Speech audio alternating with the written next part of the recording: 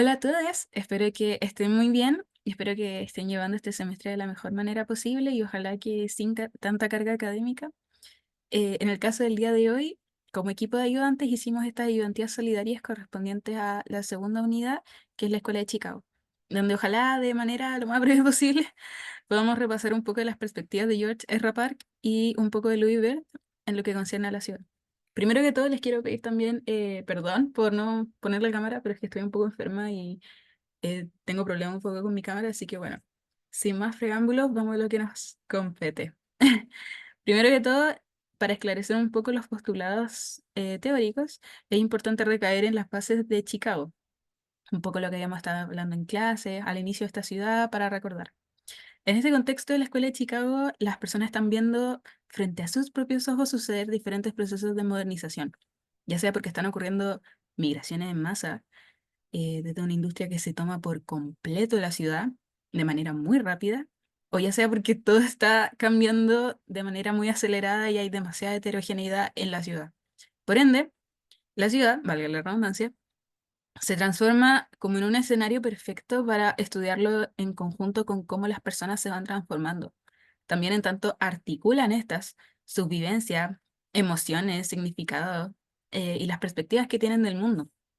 En ese sentido es que el interaccionismo simbólico da cuerpo y forma a todas estas ideas que he venido mencionando, pues es a partir de las interacciones, de la concepción que los actores sociales tienen del mundo, o hacen del mundo, mejor dicho, que podemos entender de mejor manera cómo se ha ido transformando la urbe. Así, con estos autores veremos algunas nociones básicas que pueden servir de guía para estudiar la ciudad. Estas, bueno, no se amoldan al 100%, pero sí son luces importantes que conectan tanto con lo que podemos ver actualmente en la ciudad como no sé, incluso Santiago, como con la materia, donde más o menos siempre estamos hablando el mismo lenguaje entre los teóricos, como, no sé, no va a ser algo distinto a lo que menciona Mead, a lo que menciona Goffman, va a ser siempre como ideas más o menos similares y el mismo lenguaje teórico para que no sea tan difícil. Bueno, desde la visión de Park, él comienza diciendo que la ciudad es algo más allá de lo que pensamos. Es más allá que una simple aglomeración de personas, servicios o instituciones, sino que también la ciudad es un estado de ánimo, implicado en los procesos vitales de la gente. Es un producto de la naturaleza, humana claramente, donde con el paso del tiempo cada sector, barrio o comunidad adquiere algo del carácter y las cualidades de sus habitantes. Entonces, algo más allá de ser meramente geográfico, el hablar de la ciudad para Park, cuando hablamos de la ciudad para Park, hablamos de una localidad con sensibilidad propia, con tradiciones, con especificidades, con historias para contar, historias que conoceremos y historias que quizá no. Lo que sí, bueno, ahora ante estos procesos de modernización que les comenté, es importante destacar que Park, al estar mirando la sociedad norteamericana, latinoamericana iba a decir, no, norteamericana de Chicago, evidencia una ciudad moderna que es por sobre todo una plaza de comercio, por así decirlo, una bolsa, ávida, competente, donde la existencia se desarrolla bajo lógicas generalmente mercantiles. ¿Les suena parecido a la actualidad? Yo creo. Es muy parecido a lo que vivimos actualmente, pero claro, en ese proceso donde George R. Park está viendo la ciudad, recién se estaba desarrollando. Y bueno, para comprender, mejor dicho, cómo está conformada la ciudad, George R. Park menciona tres grandes dimensiones de análisis generales. Primero está el orden territorial, que consta de elementos relacionados a la estructura física de la ciudad y la distribución del área, como por ejemplo la localización de áreas, vale la redundancia, las distancias, los límites, em, las construcciones, etcétera. Básicamente se refiere también a la vecindad, a los barrios, a las ciudades industriales, a los suburbios, a las periferias, etcétera. Es como esa parte más física y distributiva de la ciudad. Por otro lado está el orden económico, donde se evidencia aquí por completo la división del trabajo. Es un orden competitivo y donde el dinero figura como clave en el intercambio e interacción de las personas. Aquí, bueno, aquí es donde el concepto de ecología cobra sentido. El concepto, bueno, que lo veremos más adelante con Bert. Eh, la comunicación, bueno, pues la comunicación desciende en favor de agilizar la vida. Por eso el concepto de ecología. El concepto de ecología se asimila a estrategizar la vida. También es importante mencionar que acá se mencionan los estereotipos que se refuerzan en las personas, en tanto profesiones, en tanto hablamos de los cargos que desempeñan en una ciudad o en la sociedad. Por ejemplo, no sé, pues si hablamos de una profesionalización que ayuda a entrar en el mercado laboral, en orden de trabajar, tener dinero, sobrevivir, también estamos hablando de personas capaces de racionalizar la actividad que se va a desempeñar, a operarla con cierta técnica, dominarla, dando como resultado a profesionales que son capaces de ser resultado de la producción y la eficiencia de las valores para desempeñarlas. Por ende, tienen una mayor jerarquización en este orden económico que menciona Park. En tercer lugar, tenemos también el orden cultural, que retomando un poco el punto anterior, el rol del dinero es clave en la interacción entre las personas, porque en el contexto moderno se comienzan a perder los espacios de intercambio, exacerbando aún más la segregación. Esto sobre todo a nivel de comunidad, donde las relaciones se vuelven mucho más impersonales, racionales, utilitaristas. Por ejemplo, no sé, pues eso también se puede ver actualmente donde uno, no sé, pues no le va a pedir al vecino como, hola, ¿cómo estás? ¿Cómo va de tu vida? Como, no, como uno con cueva le va a pedir sal a veces al vecino y ni siquiera, a veces se aguanta. Ah, pero en ese mismo sentido es que el control social surge como una respuesta directa, como una reacción necesaria, que si bien apela al sentido de acción colectiva, es provocada por la opinión pública y por las percepciones que se adoptan de ciertas problemáticas. Por ejemplo, acá Park menciona dos ideas súper interesantes, como la del control social, que después la van a ver con Goffman, que, bueno, el control social surge a partir de cómo una ciudad se va volviendo más heterogénea y va cambiando cada vez más, por ende, al haber más diversidad necesita más control. Y también menciona la idea de opinión pública, la cual en ese tiempo se veía representada por los periódicos como principal fuente de información. Actualmente ahora pueden ser, no sé, pues las redes sociales, la tele, que van creando percepciones de cómo la gente ve el mundo. Por ende, eh, así van asimilando ciertas creencias y ciertas costumbres que se van encapsulando un poco en la ciudad. Por otro lado, tenemos con la perspectiva de Louis Bert su análisis, al cual se asemeja, creo yo, a usar unos lentes de cómo mirar o analizar la ciudad, ya que ayuda a comprender de manera mucho más sistemática e integradora los procesos de urbanización que se han producido según barrios, comunas, regiones, guetos, metrópolis. Esto es como lo bueno de ambos autores, que sirve para estudiar tanto regiones pequeñas como partes de la ciudad o la ciudad como meramente tal a modo general. Espero eso se haya entendido, pero puede ir de menor a mayor. Y bueno, el contexto comienza mencionando que no hay textos de sociología que hablen propiamente tal o entreguen nociones o definiciones de la ciudad de una manera que no sea tan administrativa, por así decirlo. Em, Aquí es donde Bert se pregunta, ¿y qué es la urbanización? La urbanización él la menciona como la acentuación acumulativa de los modos de vida, en donde la ciudad transforma a las personas, que tiene que ser inclusiva tanto con las características significativas como con las variaciones sutiles. Y bueno, ¿qué tiene que ver esto con lo que mencioné anteriormente y esta definición?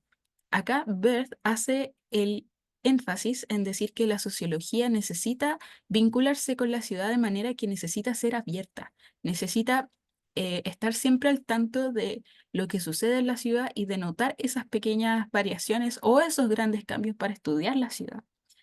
Em, Claramente donde mayormente se manifiestan estas nociones que menciona Berth es en las áreas metropolitanas. Eh, Como no sé, pues acá en Santiago igual es súper fácil de repente como que se tome como una ciudad mayor para ser estudiada a modo de la sociología urbana, por así decirlo. En ese sentido es que podemos moldear un poco el perfil de la ciudad mediante lo que entrega ver, para así preguntarnos algunas cosas como, no sé, ¿cuáles son los principales choques o intereses de clases que podemos denotar en la ciudad? ¿En qué nivel queda la soledad, la apatía, la delincuencia? cómo se controlan estos efectos disruptivos, cómo aparecen las policías.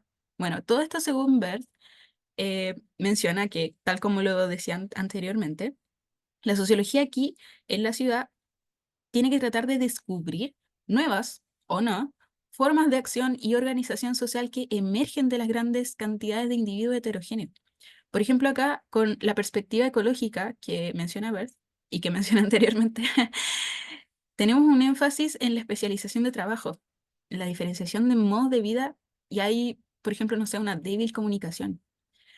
Todo esto en orden de estrategizar la vida y de hacerla un poco más fácil, como de hacerla más mecánica, por así decirlo. También, no sé, pues por ejemplo, con la perspectiva de una ciudad como organización social, donde hay grandes impactos en la sustitución de contactos primarios por los secundarios. Es un poco lo que mencionaba un poco, o sea, vale la redundancia, es un poco lo que mencionaba con lo del vecino. Ahora, una persona no recurre a sus contactos primarios, sino que recurre más a los secundarios para pedirles un favor, en orden de tener como contactos con gente volátil que después no va a ver. En fin, en ese sentido también es que podemos detallar como ejemplo una personalidad urbana y una conducta colectiva, donde hay efectos desorganizantes tanto a nivel psíquico como social, donde hay una gran emergencia de control social formalmente organizado con la policía, con los medios de comunicación. Bueno, todas esas son algunos de los ejemplos que menciona Bert para estudiar la sociología, estudiar con la sociología la ciudad. Ahora, algunas características de la ciudad que menciona Bert.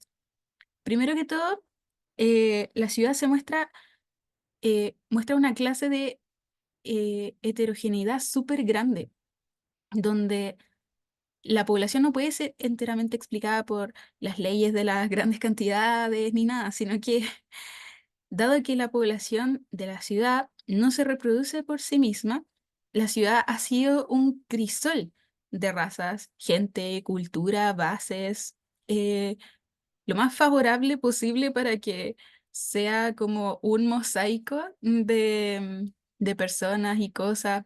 Por ende, es que surge también de una u otra manera los controles sociales. Por otro lado, es que el aumento de la población varía y afecta a las relaciones entre los habitantes, así como también al carácter de la ciudad, en donde surge la segregación de manera completamente descontrolada, disminuye el conocimiento vecinal, tal como lo habíamos hablado. La ciudad también es caracterizada por contactos secundarios antes que primarios. El contacto es mucho más impersonal. Se limitan las relaciones a la utilidad. eh, Hay especialización de individuos cada vez más acentuada en tanto el tema de profesionalización, etcétera. Y así con una larga lista de cosas. Por otro lado, también tenemos a la densidad, el cual se refiere al aumento cuantitativo constante que tiende a producir diferenciación y especialización, dado que así puede más o menos distribuir el área, las grandes cantidades de gente que hay. Es como una manera de categorizar un poco a la gente según su profesionalización, su cargo, etcétera. El mundo urbano así acentúa un poco el reconocimiento visual entre la gente y por ende crea un poco más bueno, crean los estereotipos, no un poco más, sino que los crea derechamente. Por otro lado, se tiende a adquirir y a desarrollar una sensibilidad para un mundo de artefactos y nos alejamos cada vez más del mundo de la naturaleza. La ciudad, bueno, tal como decía antes, tiende a asemejarse a un mosaico de mundos sociales, donde la transacción de uno a otro es abrupta. Y bueno, hay un fomento muy grande del espíritu de competencia entre uno y otro, estas lógicas mercantiles, tal como había mencionado. Y por último, el elemento de la heterogeneidad, donde la interacción social existe en el medio urbano entre tal variedad de tipos de personalidad, donde se tiende a destruir la rigidez de las líneas de casta, a complicar la estructura de clases, produciendo un entramado de ramificación social más diferenciado y ramificado que se encuentra en sociedades integradas. Es decir, la estructura de la ciudad se vuelve inestable, insegura, hay escasas posibilidades de acceder a una concepción completa de la ciudad. Es mucho más difícil conseguir un estudio acabado de una ciudad completa. La individualidad comienza a ser reemplazada por categoría. Los servicios públicos e instituciones tienen que ser ajustadas a los requerimientos de masa. Bueno, todas estas cosas son la heterogeneidad, como una ciudad completamente llena de elementos diferentes. Y bueno, por último, lo que más me encanta también en la vida son las películas. Así que, bueno, haciendo esta ayudantía y teniendo también este ramo cuando lo cursé y cuando estuve ahora con ustedes en las clases, se me ocurrieron muchas películas para pensar la ciudad y esto es solamente para quien quiera hacerlo, no, no es obligación. Pero pensé mucho en algunas películas y se las quería mostrar.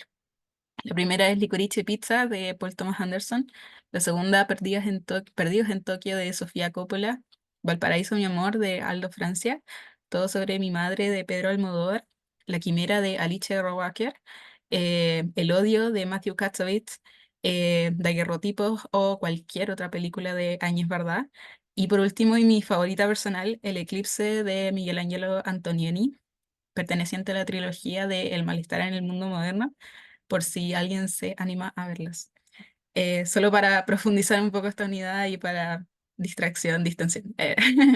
Eso, muchas gracias, espero que estén muy bien, ánimo con el semestre y nos estamos viendo. Cualquier duda, por si algo no se entendió o por cualquier cosa, pueden hablarme y nos estamos viendo.